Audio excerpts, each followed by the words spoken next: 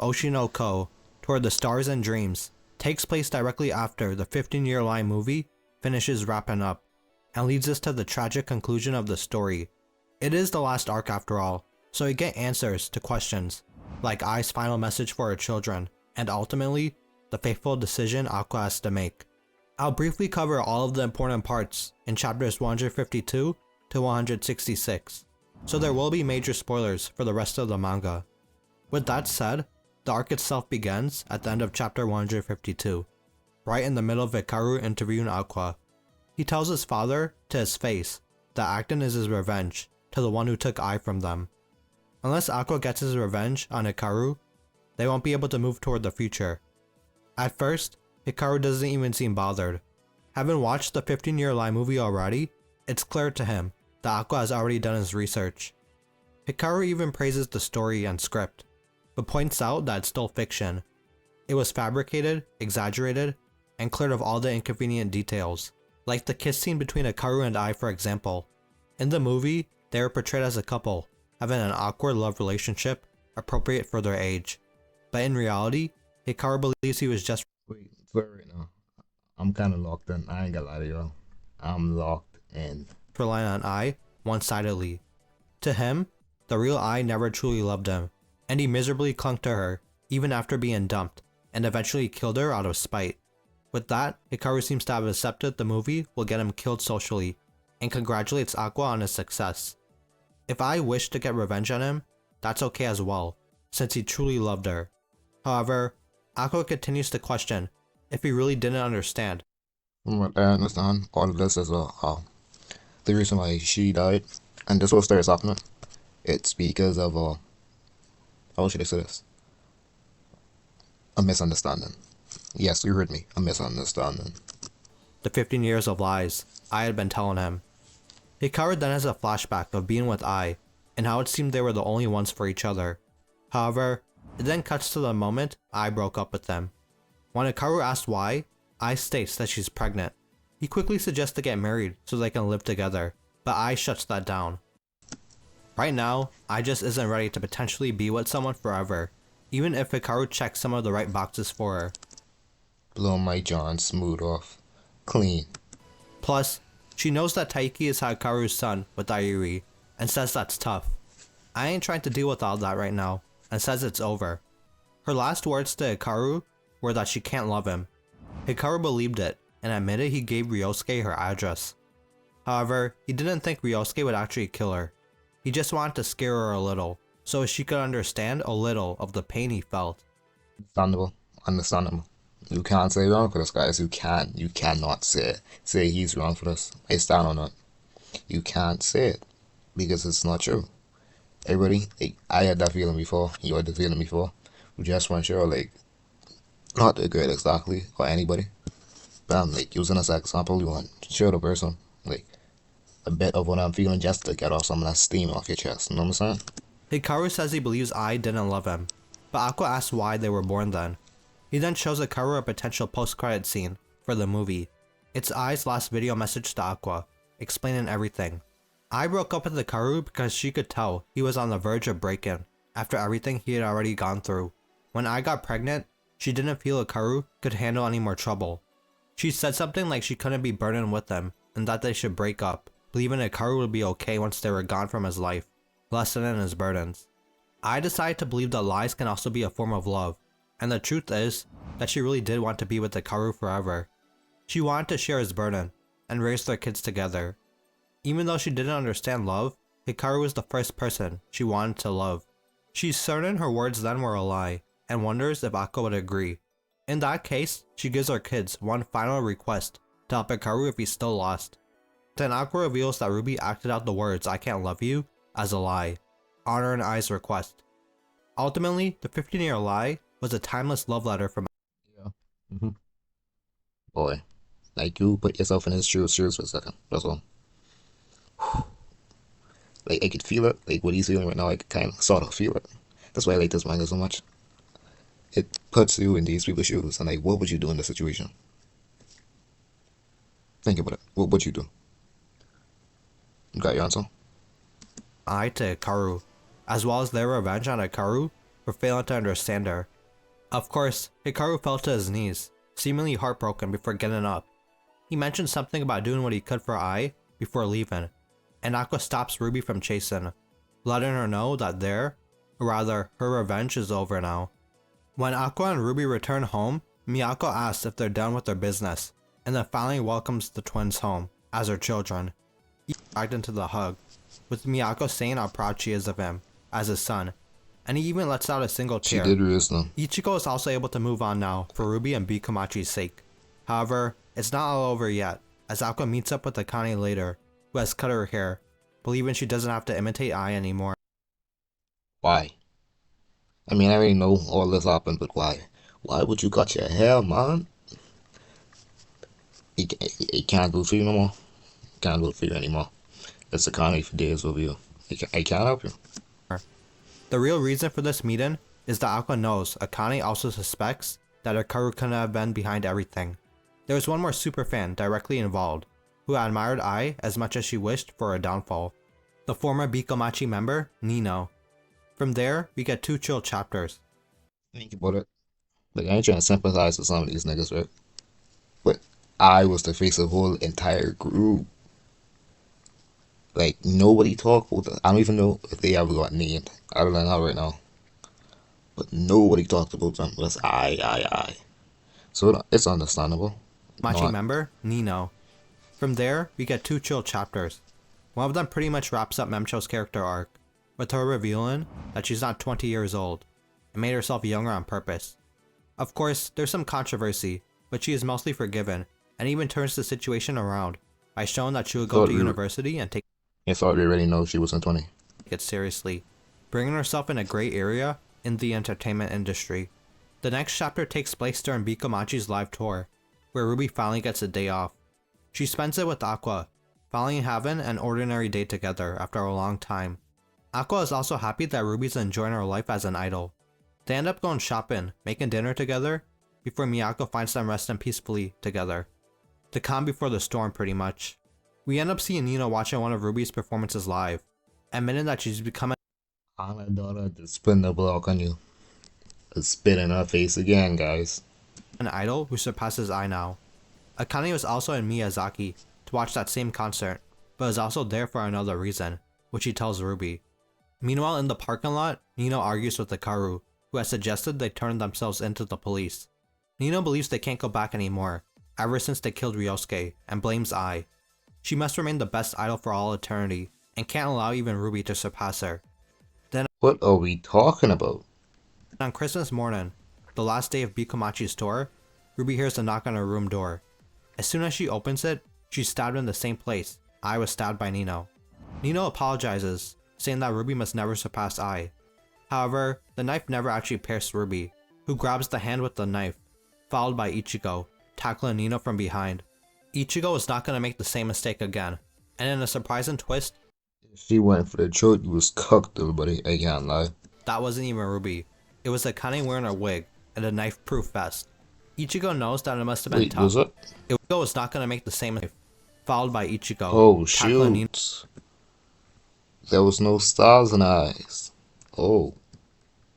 Just realized that. That wasn't even Ruby.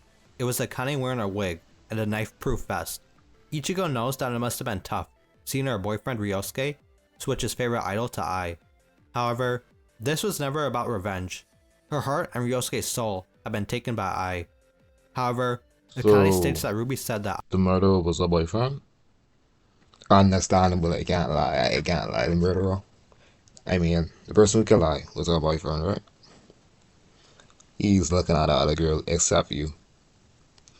And he genuinely likes the other girl more than you. Boy, this story gives a lot of good points. I can't lie to you. Ai wanted to be normal friends with them, causing Nino to cry, and saying that she wished for that too. Akane then asks who on earth can make Ryosuke and Nino do all this. Then in the middle of the Bikomachi performance, we get the answer as we see Hikaru streaming it on his phone, with the sun standing behind him. Aqua had been thinking how to save Hikaru like I wished, but no longer believes that's possible. After all, Aqua believes that Hikaru had actually been lying this whole time for his own sake. Hikaru turns around, his double black starring gun glowing with a cheerful expression on his face, Starring on is crazy. as he asked what his son is yapping about. He never directly killed anyone after all. At the same time, Nino also confirms all Hikaru actually did was talk about Ai, and never let them forget, believing that was enough to break the couple. Hikaru tries claiming they came to him So he was instigating. first, and he I see. I thought of them see. as friends, not knowing they were obsessed, and even revealing his heartbreak story with Ai to them. Supposedly, he had no idea what happened at Miyazaki with Goro's death either, only telling them about the hospital. The same with Ai's death, as he gave Ryosuke her location and a bouquet of white flowers to deliver. Hikaru never thought of hurting anyone, but Aqua immediately says that's a lie too. It all comes down to the fact he was aware of Nino's mental state and never tried to protect Ruby, his own daughter. Aqua's own double black star gun glows wildly, as he is certain Hikaru tried to have Ruby killed too. And his demonic appearance in this panel, Abba confirms it. Oh, so this nigga one of them Ted Money type niggas.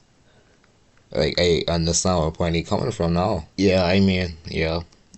Hikaru manipulated If this both were to go in court, he should get life in prison too. Ryosuke and Nino, using their feelings, and instigated them, without ever having to get his own hands dirty. Hikaru claims Aqua is the same though, since they share the same eyes, having the star quality and lion eyes, capable of deceiving and making people believe them. Aqua doesn't even deny it, admitting they're both ugly beings who manipulate others for their own sake. However, Ruby is different, as even in the present, she's singing of love on stage, a song that will save any who hear it. While they have the eyes of deception, Sorry for pausing so much, but anytime I think about Ruby, guys, oh boy, because I'm pretty sure she got like cancer in her last life, and in her next life, her mom died, her brother died, and her daddy died. W backstory, I can't lie to you. to those looking for love, Ruby has the eyes of someone who wishes to love others, the eyes that convey love. Aqua then pulls a knife out, pointing it at Hikaru, with the intent to make his father disappear for the sake of Ruby's future. Hikaru's a bit shocked. And this one he went wrong. Look at this. What are you doing? Tell me what are you doing, man? What are you doing? You didn't just shank him before you know you had the knife. Do him like how he did your mother. What are you doing?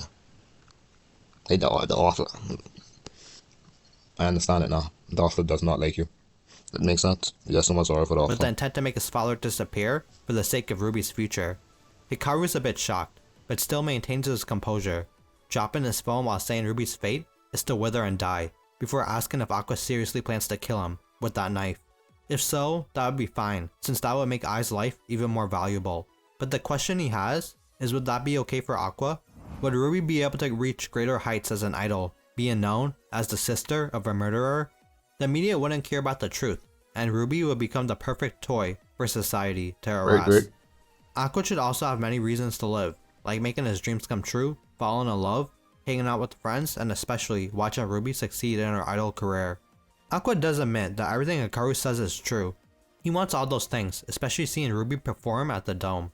But he'll still protect her future, even if it means throwing his own away.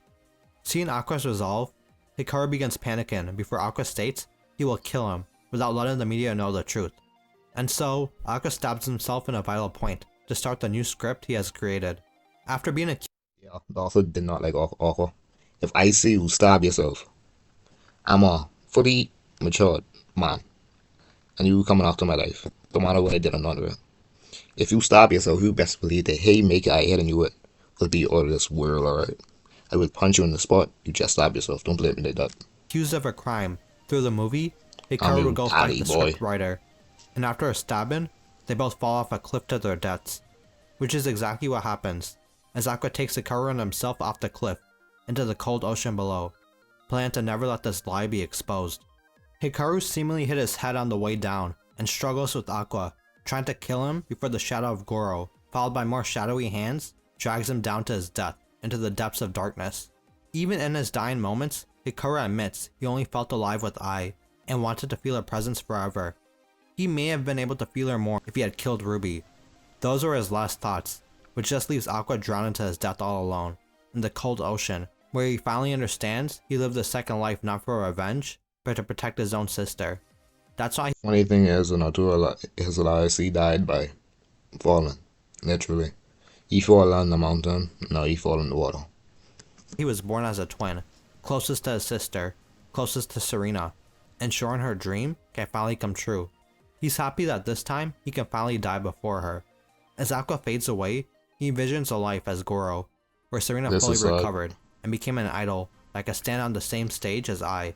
A life where he could happily cheer both of his favorite people on. The hell? Seeing this vision shown to him by the Crow Girl, Aqua begins having doubts about who he really was, Goro or Aqua. He wonders if this was the right decision. Did he selfishly leave his sister behind and cause more trouble for those around him? Through reincarnation, he possessed Goro's will, but he also had the DNA of both Ai and Hikaru. Those two perspectives created two roles in his mind, but it really was just him, carrying the memories of an adult, and the pain of failing to save Ai and Serena. Yet he was still a boy interested in romance, a young person who worked tirelessly. What the hell am I looking at right now? What is this? Wait, you need context for this thing. I can't lie to you. Look at this. Look at this. Oh, thumbnail. A liar like his parents, loved those close to him, and ultimately just an 18-year-old kid. As the Crow Girl puts it, all of that was actually Aqua Oshino. Unfortunately, Aqua still dies a slow, painful, and lonely death. Oh, shoot. So yeah, what is one of the most painful ways to die? And they are actually, yeah. The author sound out for you. The author sound out for you. Even Jordan. I'm sorry, dog. In the darkness. His heart and body want to live, but it's so painful, and Aqua just wants it to be over. All he can think about in his final moments is how cold and painful it is. This is sad. Once I think I may cry at this animated. The first time I cried, holy, this is very sad. Yet, suddenly, you can hear Knowing the entire story, boy. a song from Ruby, Kana, and Memcho, who are currently sitting together. Or at least, Aqua thought he heard them. But that is enough for Aqua to finally close his eyes and rest peacefully. That's how Aqua Oshino dies.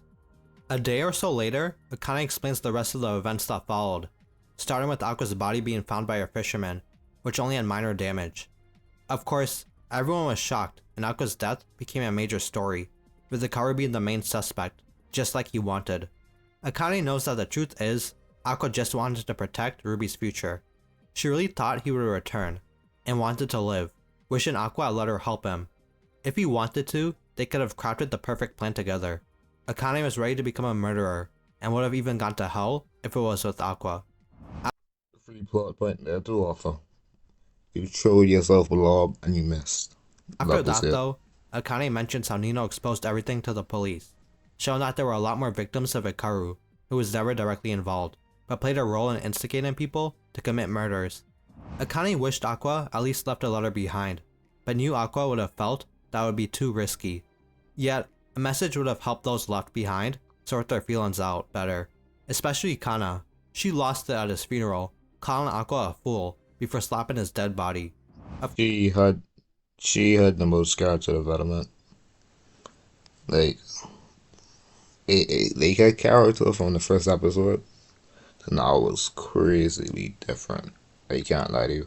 As a fan of the show, kudos to these character developments. Of course, out of shock, Miyako's first response was to slap Kana back. W. But then Kana explains she was only holding up her end of the promise they made if Aqua ever died. However, she then keeps calling him a liar for dying, and screams that she never got the chance to tell him that she loved him. She practically begs Aqua to come back to life, and Akane has to try her best to hold Kana back. Gotada and Kaburagi go ahead with releasing the movie too, which became a big hit Let me mute my mic. due to all the tragedies involved. Most importantly though, Ruby never left the house since she heard of Aqua's death, seeming to not even attend his funeral. The people she cares about always seem to leave her. Ruby cried more than everyone else, even tearing up posters of Aqua For what, Arthur? What are you doing? Look, genuinely, Arthur. What am I saying? But what are you doing, man? in her room. She could not stop crying, but eventually, Ruby stood back up. Even with all the pain she was carrying, she began to run forward towards the future. Everyone chose to keep on living, choosing to search for the meaning of their lives while keeping Aqua in their memories. Ruby eventually went back to school with Frill and Minami, and also convinced Miyako that Bikomachi needed to keep moving forward too. Akane and Kana kept on acting. Bikomachi began recruiting new members, and Gotanda won an Academy Award for the 15-year lie movie. Ruby meanwhile hid her sadness with lies, forced herself to smile, and used the darkness in her heart when necessary to carry on with Aqua's dreams. The world interpreted Ruby's tragedy as a drama, and were fascinated by her story. She became someone no one could take their eyes off of, and eventually the day came where Ruby and Bikomachi got to perform at the Tokyo Dome, fulfilling the dreams of everyone, including I and Aqua. While Ruby performs on stage like a star, lighting up the darkness, there are also two bright stars in the night sky watching her from above. Then we I'm not happy with this. And let me give you a good reason why.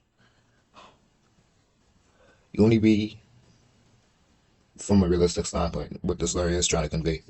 You only become idle until like you max like 30. Max 30, right?